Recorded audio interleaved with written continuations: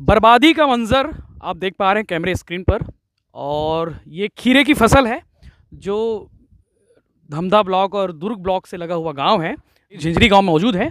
और भिलाई टाइम्स की टीम ज़मीनी हकीकत को दिखाने के लिए आई है कि आखिर लगातार 36 घंटे की बारिश के बाद बाढ़ के हालात कैसे हैं, नदी किनारे जो गांव है वहाँ के हालात कैसे हैं।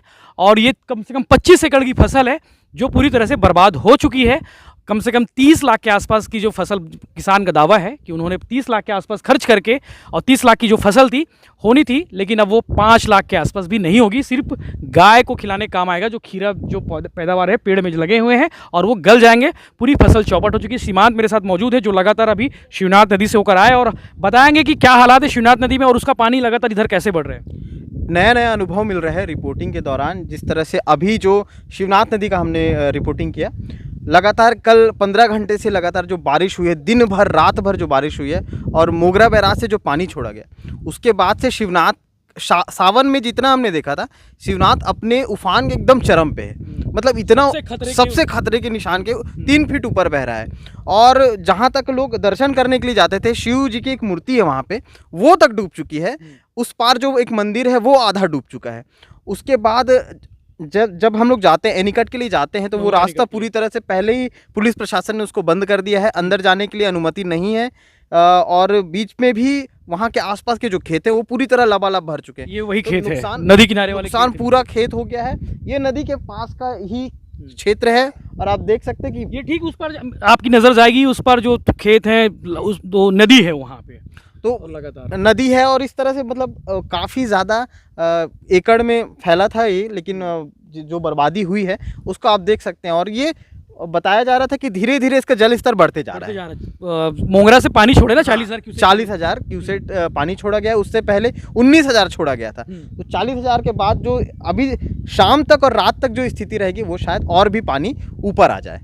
लगातार बारिश हो रही है। चूंकि आपको ज़मीनी हकीकत दिखाने की कोशिश की हमने और ग्राउंड पर उतरकर, पानी पर उतरकर ये दिखाने की कोशिश कर रहे हैं कि पानी जल स्तर कितना बढ़ा हुआ है और कि लगातार बारिश हो रही है। 36 घंटे से दुर्ग जिले में बारिश हो रही है और 120 मिलीमीटर के आसपास 2 दिन में बारिश हो चुकी है। इतना आंकड़ा 2019 में नहीं था, 2020 में नहीं था और 2021 में नहीं था। ये 2022 का आंकड़ा है जो 8 और 9 अगस्त को लगातार जो बारिश हुई है और आजकल 10 अगस्त को भी बारिश हुई है, हो रही है।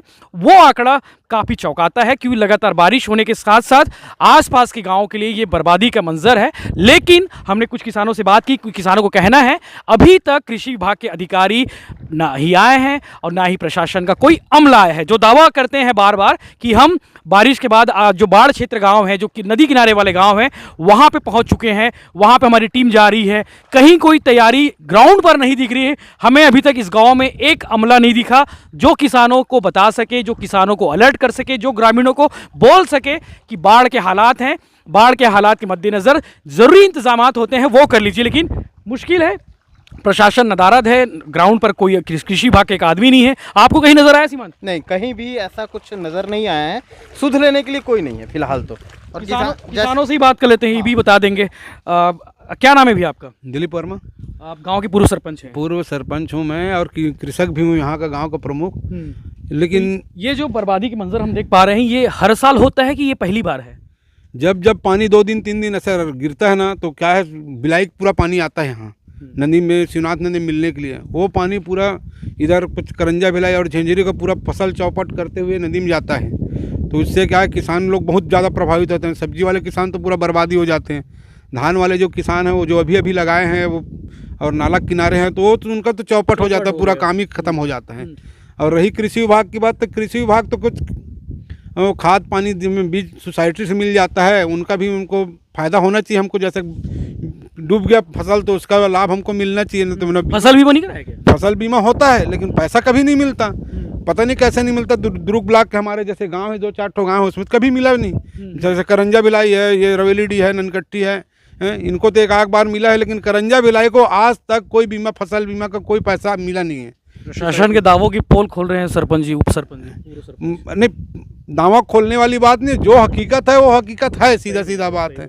नहीं, जब प्रशासन को पता रहता है कि नदी किनारे वाला गांव है, हर बार बारिश होती है, बाढ़ जैसे हालात होते हैं, तो इंतजामात कहीं रहता नहीं कि भाई चलो भाई आप लोग जल्दी फसल को कर लो। क्या बता रहा हूँ आपको, जैसे झिंझरी मेरा ग्राम पंचायत से लगा हुआ गाँव है, झिंझरी गांव में तो पीने का पानी का और हगने मुतने का बहुत ज़्यादा व्यवस्था खराब हो जाती है ना, बाथरूम है ना कुछ है, बाथरूम है तो सब पानी में डूब जाता नाव है। चला रहे होगे हैं, नाव भी नहीं है यहाँ, उस पार से उस पार जाने के लिए नाव नहीं है। पहले तो नाव घाट बिकती थी, नाव भी नहीं है, और ज़्यादातर जमीन वहाँ नदी के उस पार आता है।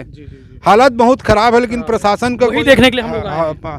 हाँ सही बात है, आप लोग देख के चले जाओ, आप लोग यहाँ वहाँ प्रसारित करोगे, लेकिन फायदा किसानों को नहीं इम्पैक्ट होगा, इम्पैक्ट होगा, आप निश्चिंत रहिए। और सर एक और किसान है, भैया ये आपकी बाड़ी में कितने एकड़ की फसल है और कितना नुकसान हुआ है? मेरा लगभग 35 एकड़ में खीरा है, नुकसान तो सब 100% है, अब क्या बोलें। पूरा नुकसान हो जाएगा। पूरा कुछ नहीं बचता सर, ये बाढ़ का पानी जो डैम का आता है बहुत चील रहता है, तो फसल के लिए बहुत नुकसान दे रहता है जी। तो अभी मतलब ये फसल अभी कटने को तैयार थी ना, मतलब खीरा निकल जाता? निकल रहा था सर, निकल रहा था जी। तो अभी थोड़ा ये बहुत- पेड़ में लगे लगे खराब हो जाएंगे। पूरा कुछ नहीं बचना, कल आके देखना, आपकी वीडियो बनाना, पूरे पूरा गल जाएगा। पूरा गल जाएगा। और कौन कौन सी फसल है यहाँ पे? पूरा ही खीरा है सर खीरा है जी। और आसपास कुछ इलाकों में खीरा के साथ साथ और कोई फसल होगी, मतलब कोई या लौकी होगी? बैगन लौकी सब लगा हुआ किसानों का, दूसरे किसानों का। अब मैं तो सर जैसे बाढ़ आता है, मेरे पास लेबर भी है, देखो 2 मंजिला में लेबर रोक लेके ये मेरा रहने का घर नहीं है, ये सिर्फ बाढ़ की वजह से मैं ऊपर भी बना के रखा हूँ कि बाढ़ आता है तो जस्ट ऊपर वो करवाता हूँ। करंजा भिलाई सबसे करंजा भिलाई का ये झिंझरी जो गांव है ना, सबसे ज्यादा प्रभावित है फसलों के मामले में। तो ये बातें हम लोग को पता है, आपको पता है, प्रशासन को क्यों नहीं मालूम जो अभी तक आए को सब मालूम है, लेकिन जो व्यवस्था करना चाहिए इन लोग व्यवस्था कर रहे हैं बोलते हैं, लेकिन व्यवस्था करते नहीं है। पानी गिरने के पहले पूरा व्यवस्था कर लेना चाहिए। मैं बता रहा हूँ, पीने के पानी की इतना ज़्यादा तकलीफ हो जाता है झिंझरी में, जब ये बाढ़ आ जाती है तो बहुत ज़्यादा तकलीफ, डायरिया हैजा खतरा रहता है। अब वो आएंगे, अब ये जो पत्रकार लोग आप लोग आए हो, आप लोग मैसेज इधर उधर डालोगे ना तो प्रशासन को पता चलेगा, भिलाई टाइम्स की खबरों का असर तो होगा, कृषि विभाग को पता चलेगा, तो सब ना दौड़े फिर आएंगे। वो बिजली भी नहीं है 4 दिन से बिजली नहीं है जब से पानी चालू हुआ है। अरे तो मतलब एकदम टोटल कट गया गाँव सब। पानी हम लोग पूरा कैन रखा हुआ है, पानी खरीद ला के पी रहे हैं, अपने लेबरों को पिला रहे हैं, अब क्या बोले। बिजली के लिए कैसे कर रहे हो फिर? फ़ोन लगाते हैं सर, कोई ध्यान ही नहीं दे रहा है, वो पानी गिरते हैं बेचारे, कहाँ जाएंगे वो। मोबाइल भी चार्ज करना पड़ता होगा जी, मोबाइल भी स्विच ऑफ बंद पड़ा जी। पावर बैंक के सहारे चल रहे जी हो। जी जी। तो ये हालात है गांव के, और देख सकते हैं कि कितना पीछे तक पूरा पानी पानी नज़र आएगा।